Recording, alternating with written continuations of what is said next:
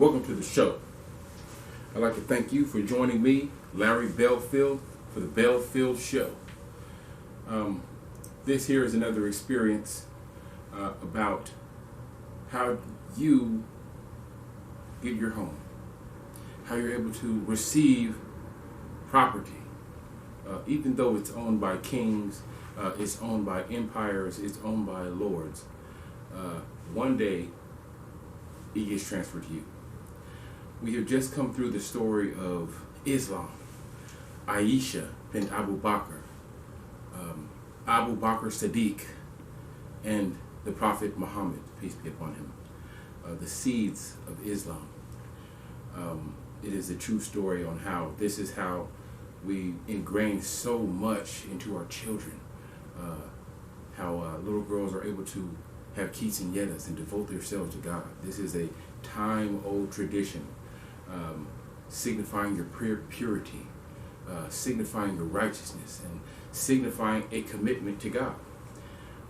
This is older, almost older than tradition itself.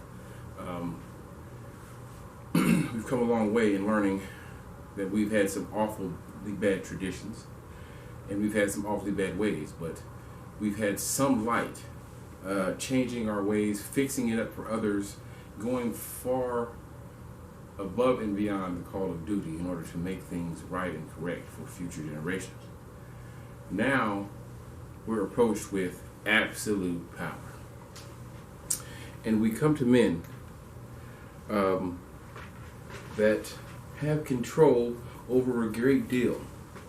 And what's going on is that they are corrupt, right? They get so much power, they get so much stuff, they own so many things to where they just lose, they lose sight, they lose track of what's real. They lose their goals, they lose their morals, their standards, their values, their practices, their principles, what they stand on, what they lived upon. It's all gone. They've just become evil, they're completely corrupt, and what we need to do is figure out a way to stop them. What I think is that once we stop these evil men, we will have a much better and flourishing and greater society. Correct? Now, I love fairy tales myself.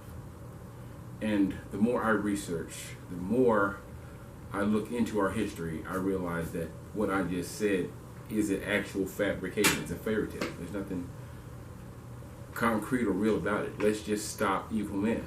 That's the big idea, right? We've been at odds and at war and at swords with one another.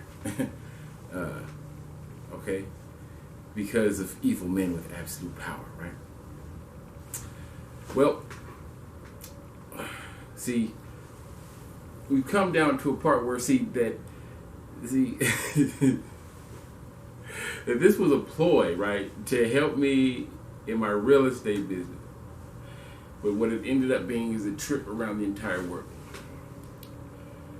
See, I'm grateful for the experience, and I've learned so much, and I've been so many places, but now, I want to go there for real.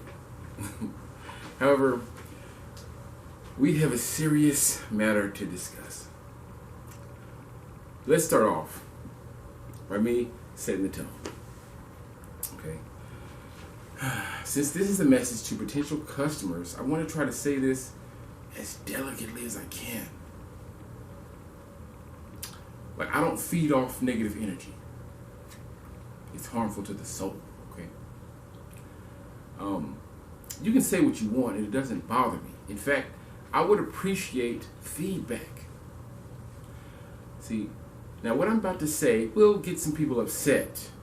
In fact, I'm kind of hoping that it will disturb you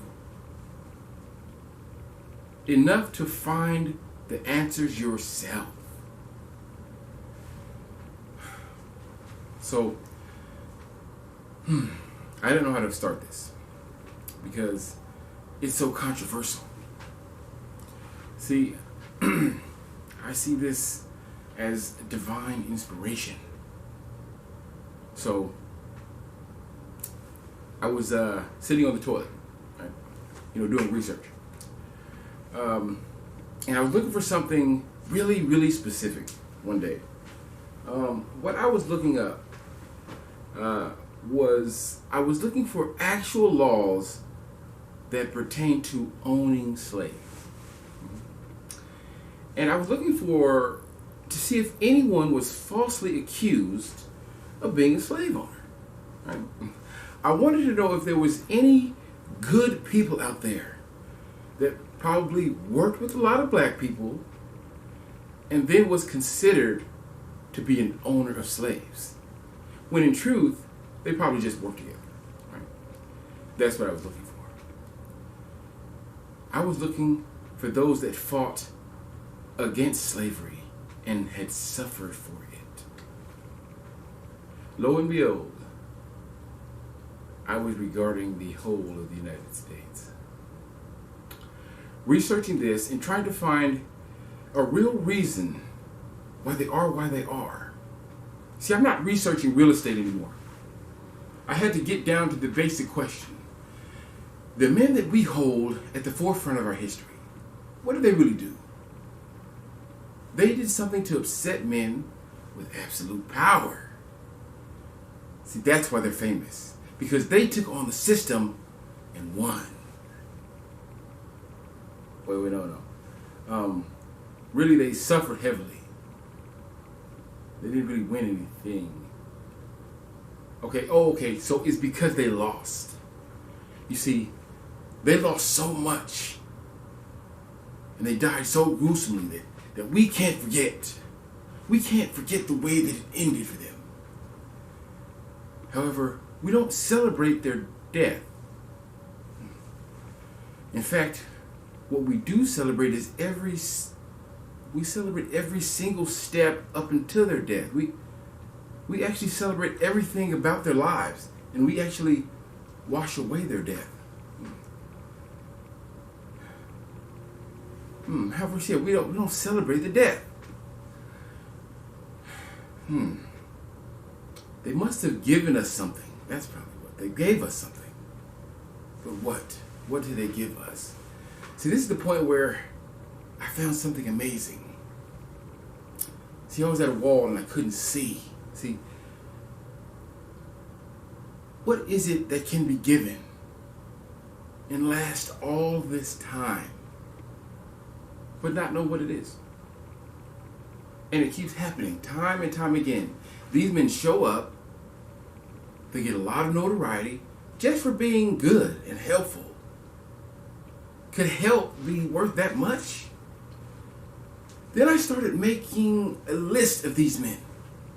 Now my list included the people of the Bible: Jesus, Moses, Abraham, Joseph, Muhammad, Alexander the Great, Solomon, the Greeks, the Romans.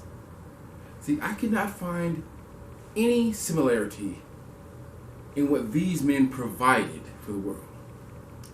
However, what I did find shocked me. See, when I laid these men out by the date of birth, almost all of them had a similar gap in time between each of them. You see, first, I looked at Jesus, right? And said, see, we know him, and we know exactly when he was born. See, time pretty much started over. He's year 1, right? So using him as a reference, I started looking backwards. And 300 years later is Alexander the Great. He was the closest in death. He was dated to be born in the year 300 BC, before Jesus. Now, Muhammad, he was born about 600 years after Jesus. See, now I have the year 300, the year 0, and the year 600. So that's 300 BC.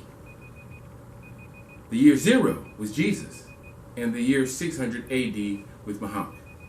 Now, this presentation is so long, that is not going to be told in parts. It's actually one long presentation. So what I'm doing is cutting it at every 10 minutes. So this is our first 10-minute break. This is the end of part 1, heading into part 2. Thank you so much. This is the Belfield Show. Hang on.